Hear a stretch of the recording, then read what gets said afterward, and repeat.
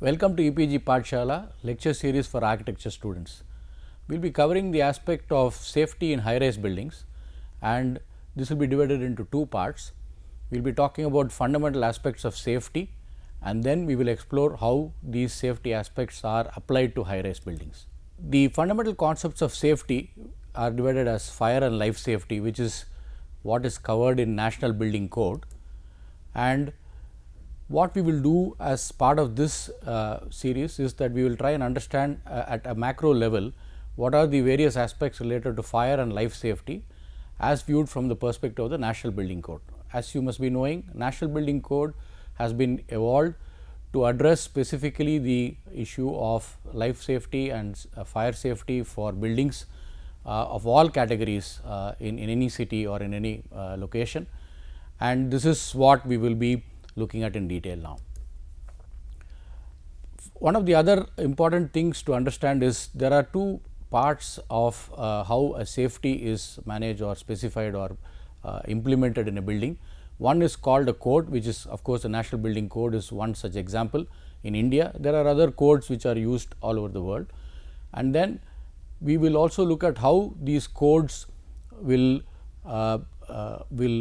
give the fundamental points to be addressed for safety, and then you will also have something called a standard, which is for example the Bureau of Indian Standards will actually give more details of how the code has to be implemented.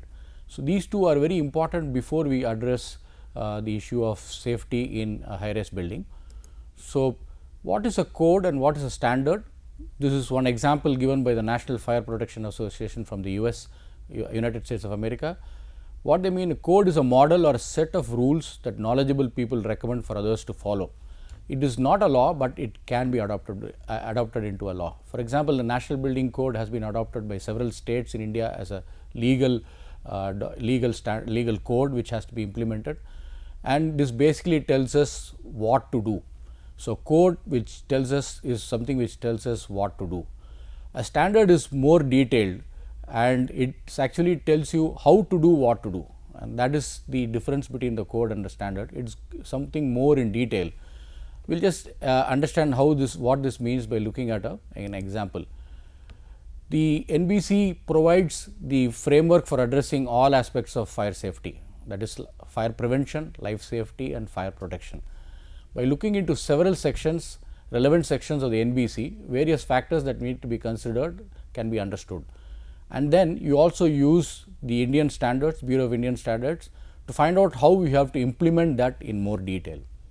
This table 23 is a table which is appearing in the NBC, which actually gives you an indication of, for example, here there is a highlighted portion which says manually operated electric fire alarm systems, automatic fire alarm systems. On the left hand side you have the type of building, the type of occupancy. We will see this little bit more in detail. There are other aspects of safety which are there, but this is something which will give you a requirement. For example, up to 15 rooms it says it is not required, and then more than 30 rooms it says it is required. So, the code will only tell you that a fire alarm system is required. How to install a fire alarm system is actually seen by the standard, which is the next slide, which you see here. This is the IS 2189/2008, which actually tells you what type of detector to use, at what heights can you use what kind of detector, what is the spacing between detectors, where you cannot use some detectors. So, this is how the code and the standard will work together in providing the safety, because the code will tell you what is required and the standard will then elaborate it to tell you how you meet the safety requirements of the building. Now, NBC 2005, when it was evolved, the part 4 is what deals with fire and life safety, which is where we will be focusing on. There are other sections or parts which deals with various other aspects of building as part of the building code. So, you have building materials, for example, then you have structural design, building services, plumbing services. So, these are the various parts, but we will be focusing more on part 4, fire and life safety, which is what is relevant to our topic under discussion. If you see the part 4 of NBC fire and life safety, basically there are 3 components to this. One, you have a fire prevention, you have life safety and fire protection. So, these are the three broad headings under which part 4 of NBC fire and life safety will be addressing, and we shall just have an overview of what each of them are. It is actually a very elaborate section. So, it is not possible to cover all aspects of this in this presentation, but it is enough for you to understand where to look for when you have to address a certain aspect of safety. So, we will look at the first part, which is fire prevention, which basically talks about there are various aspects of fire prevention. We will see one by one what they are. First and most important thing what it does is it classifies buildings based on type of occupancy and fire zones. So, these are two things which you need to understand when you talk about classification of building. One is occupancy and the second is fire zone. And in this you will talk about types of construction and general requirements. Classification of buildings, basically this is the classification which is given in the NBC from A, B, C, D, E, F, G, there is no I, and then H and J, and each of this talks about A is residential, B is educational, and so on. So, this attempts to cover all types of buildings which are possible in a city or in an environment, and you have specific rules which will apply to each of these classification of buildings. So, the first and most important step when we are designing or when you are looking at any building is to find out in which group it comes under, and then the relevant sections of NBC will apply to those groups of building or a classification of building. And then the subdivisions are also there. For example, you talked about group A, which is residential, and then you have further breakdown of those residential is also having a sub classification. We will just see an example, and each of the sub specification classification also has specific rules. Yeah. For example, the first group we talked about is group A is residential buildings. There are then several 6 subdivisions where you have various lodging or rooming houses, hotels, hotel start. So, based on the type of residential building, there are subdivisions, and each of these subdivisions have specific rules and regulations which are need to be followed to ensure that the code is adhered to. Now, the second part, this is the residential, this is the classification of buildings. We are not talking about fire zones. So, this fire zone is something which is relevant to an area or a city where there are specific zones which are again classified based on the type of building, and the fire zones made use of in land use for the development shall be designated as follows. You see here there is zone 1, 2 and 3, there are 3 zones, and the classification of buildings are brought under these zones. Zone 1 has residential, educational, institutional, assembly, small business and retail mercantile. Zone 2 has industrial buildings and business, and zone 3 has buildings for hazardous uses, storage and high hazard. So, the rule is that occupancies listed under fire zone and fire zones 2 and 3 cannot be allowed in zone 1. Similarly, what is classified in 1 and 3 cannot be allowed in fire zone 2, and what is classified in 1 and 3 cannot be allowed in fire zone 3. This is to ensure that you do not have a manufacturing or a high explosive building next to a school, or for example, that is just as a broad based classification, so that you do not mix fire zones, because the requirement and the possibility of dealing with fire incident could be different for these two. This is basically why the classification has been done for fire zones. Now, the fire prevention is also based on type of construction and general requirements. Type of construction basically is the fire rating which is required for a type of building. So, you have 4 types of construction: type 1, 2, 3 and 4, and this is in the descending order of fire resistance. As you can see, they can be taken as 4, 3, 2 and 1 hour resistance constructions in that order. So, type 1 will have 4 hours resistance, type 2 will have 3 and so on. So, this is the another classification which is important for us to understand when we are designing a building.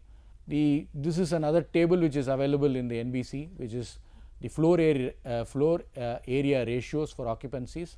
So, then you will have to find out what type of construction is available.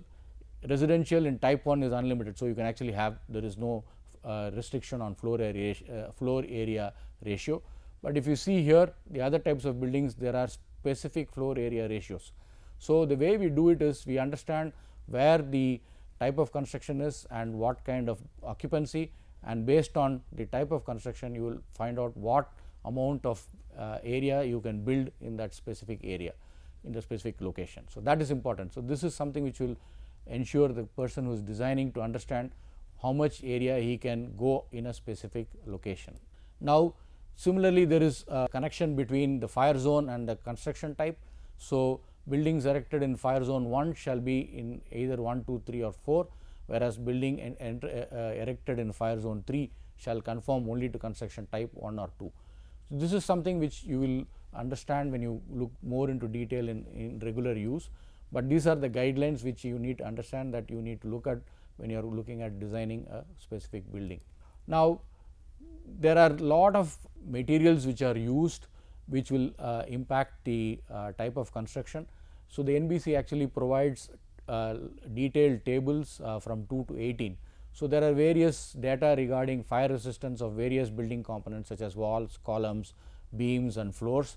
So, this will have to be used when the specific building is being designed, and the post structural safety assessment of various types of buildings can be done by the fire resistance rating mentioned in the table. So, this table is very important. We will not be looking at this table because it is an elaborate set of table which gives various construction materials.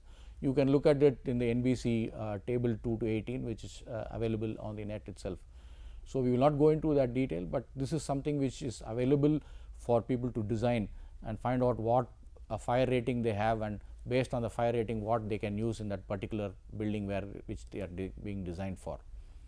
The third type, which you are talking about, general requirements, is basically talking about what are the exception to the provisions, what are the occupation of building under construction, maximum height, open spaces, mixed occupancy, electrical. These are something which deals with the various other aspects which are related to a building which is in a specific area. So, this we have to look at whether a building is coming under an exception to the provision. There could be a mix and match. For example, you could have a mall and you can have a residential building. So, in that case, is there something which is valid or which has to be followed, which rule has to be followed, which is more stringent, that will come into play. So, this is something which we are seeing that today it is just not one type of building is used only for one application. There are multiple applications which are coming inside a building. So, in these cases we may have to look at these kind of sections for us to understand whether which rule applies to that kind of a building. So, this is something which is classified as general requirements, and this has to also be looked into when you are looking at design of the building.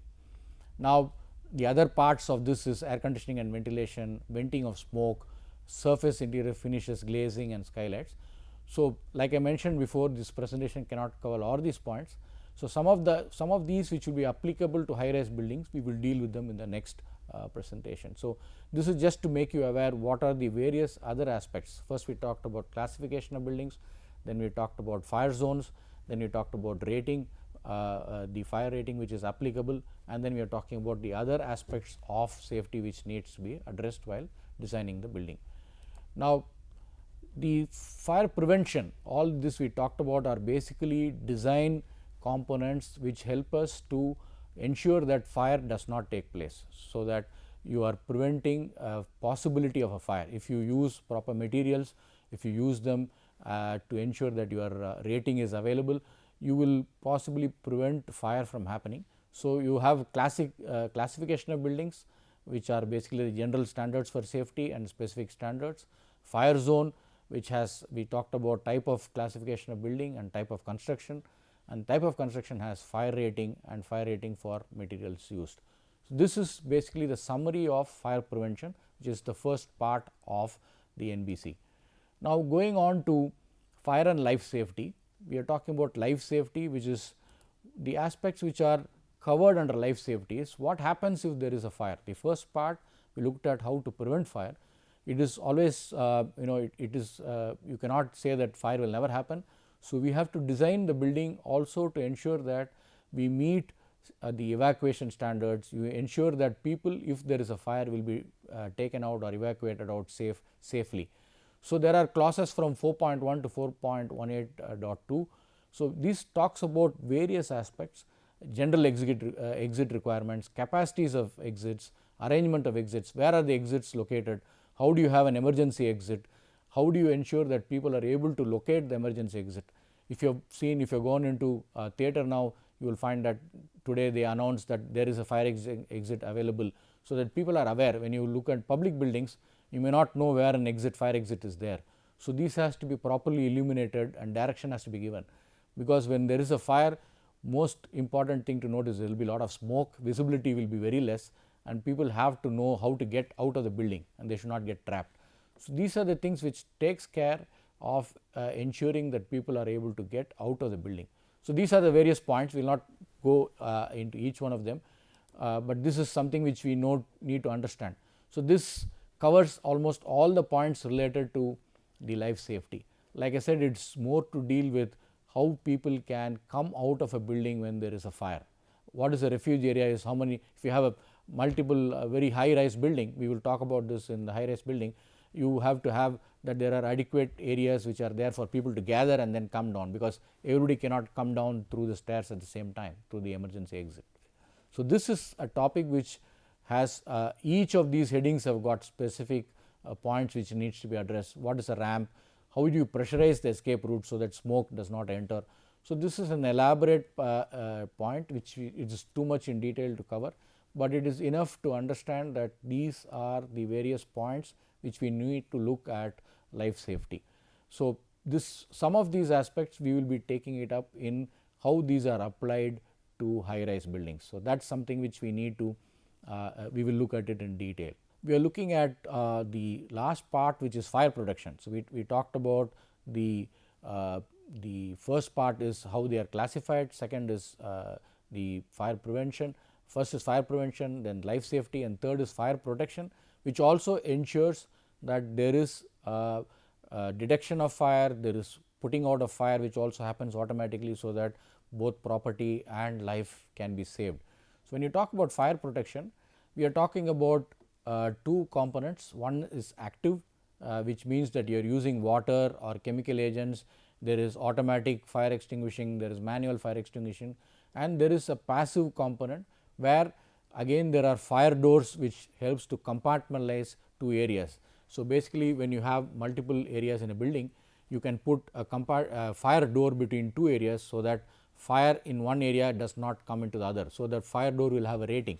So, that rating will depend on where the building is constructed and what fire zone it is in. So, basically these are the two parts. We will not be looking too much into the passive component, but we will look quite a lot into the water, chemical agents, automatic and manual part. So, fire protection basically is two, active and passive. The first one is use of water. You know that we use water as a common agent used, but there are also other chemical agents. We cannot use water in an electrical fire if there is an electrical fire due to hazard or shock element. So, we have to use other chemical agents. So, these are again something which we will be going into a little bit of detail. So, then basically you also have firefighting. Automatic, you have sprinklers which will open up and water will flood the area when the temperature crosses a limit, and you have manual where you have handle extinguisher which are placed as per the standards, where you need to have so many handle extinguishers have to be put in place for so much area. And the water based system has got elaborate set of components. It has got a water tank, it has got pumps, it has got a storage tank. Depending on the type of building, the specifications for water based system will change. How many number of pumps to use, what is the storage of water you need to have. So, those are all covered under the standards for the specific building type. You also have another type of extinguishing which is called inert gas or chemical agent. These are non-water based. We cannot use water in a data center where there are PCs, or you cannot use sometimes water in an electrical room. So, we may need to protect not only the people, we may also need to protect the information which is there. So, for those kind of areas we use inert gas, which does not leave or damage the equipment which is being protected by the by the firefighting. So, these are again these are systems which allow us to fight the fire and ensure that fire is contained and put down. This is the three parts. So, we talked about fire safety, fire prevention as one part, where you talked about how you classify buildings, and then you have sub classification for these buildings, and there are rules which apply what is the height, how many number of area you can have. You talk about fire resistance what kind of materials to use, how much fire rating should be available for that kind of a building in that specific area. Then we talked about life safety, we talked about how we can use or what are the various aspects that are used for ensuring that people get out of the building safely if there is an emergency. And then we are also talking about the third part, which is fire protection, which actually helps to either contain the fire within a specific area or put out the fire by using water or other agents to fight the fire. We will also look at stakeholders for safety of a building. It is important to know this so that the design which is made for safety is ensured that it is maintained. So, you have first the building owner who is actually the owner of the building, and he appoints several agencies to ensure that the building is constructed and the safety norms are adhered to. One of the most important people who are involved in the design is the architect, who not only has to design the building for safety, but also make it aesthetically appealing. So, the role of an architect is to ensure that safety is not compromised, even though it has to be aesthetically appealing. The second person who is involved in safety in detail is the consultant, the technical consultant, who actually lays down the specifications in accordance with the standards of the building.